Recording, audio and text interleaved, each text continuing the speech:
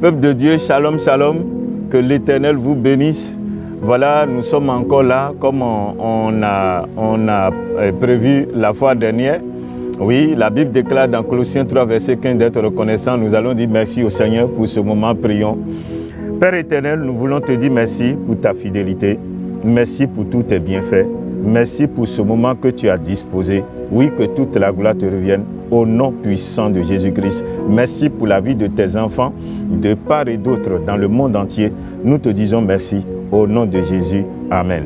La Bible déclare, oui, dans Psaume 127, verset 1, « Si Elohim ne bâtit une maison, ceux qui la bâtissent en vain. Si Elohim ne garde une ville, celui qui travaille, travaille en vain. » Père éternel, nous voulons te prier, oui, que ton esprit prenne le contrôle de ce lieu, que ton esprit prenne le contrôle de toutes choses et de ce moment, que ton esprit nous assiste, que ton esprit nous aide à faire ton œuvre au nom de Jésus. Amen. Voilà, peuple de Dieu, comme nous avons dit la fois dernière, encore, je suis là, votre humble serviteur, apôtre Jérémie. Oui, comme je vous ai dit, le Seigneur m'a confié des messages que je dois livrer tels qu'il les a donnés. Et c'est pourquoi nous sommes encore là pour notre premier rendez-vous.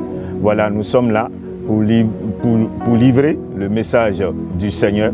Et donc, j'appelle tout un chacun de nous, oui, à rester connecté. J'appelle tout un chacun de nous à suivre avec un certain sérieux, voilà, le message du Seigneur pour la gloire de l'Éternel. Voilà, que Dieu vous bénisse. Donc, je ne vais pas...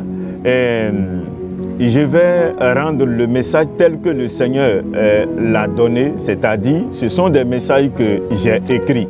Il parlait et puis j'écrivais, tels que je les ai reçus. Et donc, je vais lire progressivement le message. Et donc, si vous sentez dans mon comportement des choses qui ne vont pas, véritablement, veuillez nous pardonner comme c'est la première fois, un peu d'indulgence s'il vous plaît. Dieu vous bénisse. Il y a des choses qui vont se passer dans ta nation-ci. Les politiciens de ta nation ont mis ce pays dans le chaos spirituel. Ils ont pensé à eux seuls et à leur ventre. Même celui que j'ai envoyé s'est foutu de moi. J'ai voulu le former, l'apprêter de nouveau pour l'envoyer. Mais il a signé avec l'ennemi. Il s'est lié à eux. Il pense qu'il connaît maintenant le monde et son fonctionnement. Il ne connaît rien. Qu'il vienne apprendre dans mon école auprès de mes serviteurs. Moi, l'Éternel, je le disqualifie et je le vomis. Il pense être intelligent. Il pense être sage. Il pense que les autres peuvent lui faire quelque chose. Ce pays sera gouverné par un digne fils de moi, l'Éternel. C'est pourquoi je t'envoie pour dire à ce pays que moi, l'Éternel, je n'ai pas fini avec ma Côte d'Ivoire. Moi, l'Éternel, je veux redonner à ce pays son image du temps ancien. Je veux restaurer cette nation qui m'appartient. Je veux montrer au monde entier que cette nation est mise à part pour moi. Moi, l'Éternel, je veux montrer à ceux qui pensent me connaître, qu'ils ne m'ont jamais connu. Moi, l'Éternel, je veux tout renouveler dans ce pays. Je veux montrer aux fils et aux filles de mon pays, de ma nation, que j'aime tant, que c'est moi Dieu, qu'après moi, il n'y a point de Dieu. Moi l'Éternel, je veux relever encore ce pays qui a été vendu à l'ennemi. Je veux encore amener au rang des puissances cette nation. Au point où cette nation serait incontournable à tous les niveaux. Moi l'Éternel, je ferai de telle sorte que des nations viennent chercher Dieu dans cette nation.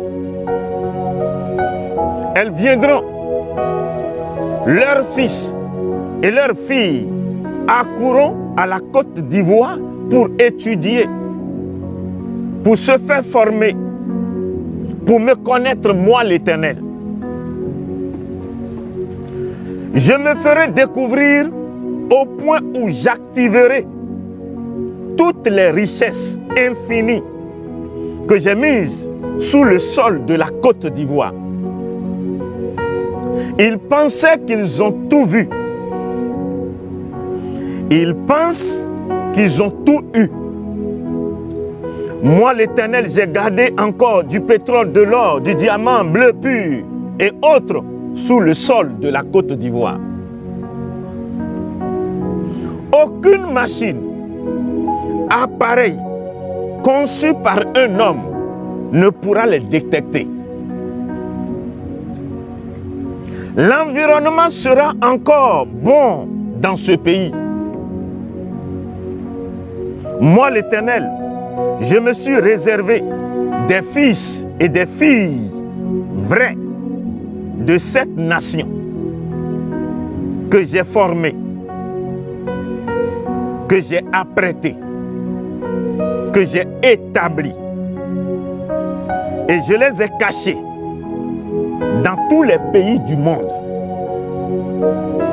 Ils viendront de toutes parts quand mon saint serviteur sera à la tête de cette nation. C'est en ce moment que moi, l'Éternel, je ferai sortir ces restes de toutes les nations du monde. Ils viendront avec des connaissances.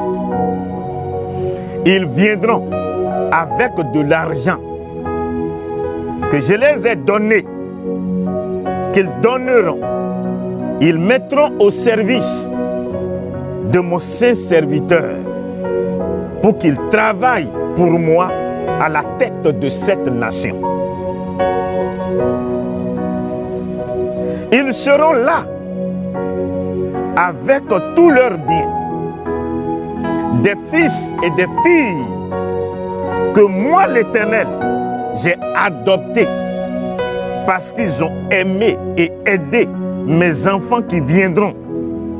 Moi l'Éternel, je leur ferai grâce et ils viendront s'installer dans ce pays avec leur argent